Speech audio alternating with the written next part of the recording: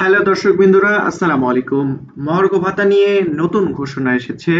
সর্বোচ্চ 25% হারে মহার্ঘ ভাতা দেওয়া হবে। গ্রেড অনুযায়ী দুই ভাগে কার্যকর হচ্ছে এই মহার্ঘ ভাতা।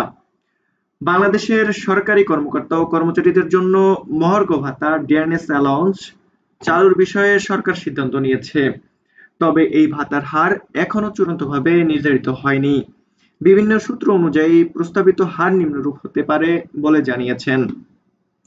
১ থেকে ৩য় নম্বর গ্রেড পর্যন্ত মূল বেতনের ১০% হারে মহার্ঘ ভাতা দেওয়া যেতে পারে। ৪ থেকে ১০ নম্বর গ্রেডে মূল বেতনের ২০% হারে এবং ১১ থেকে ২০ নম্বর গ্রেডে মূল বেতনের ২৫% হারে মহার্ঘ ভাতা দেওয়া হবে।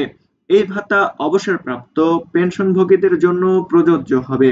অর্থাৎ পিয়ন থেকে শুরু করে মন্ত্রিপরিষদ সচিব পর্যন্ত সবাই এই ভাতায় পাবেন।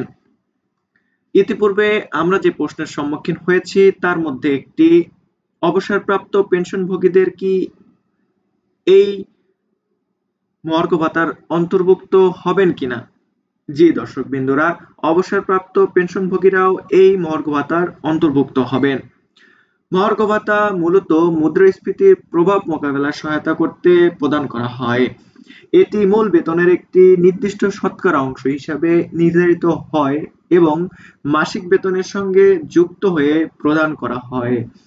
বর্তমানে একটি কমিটি মহার্ঘ ভাতার হার নির্ধারণে কাজ করছে।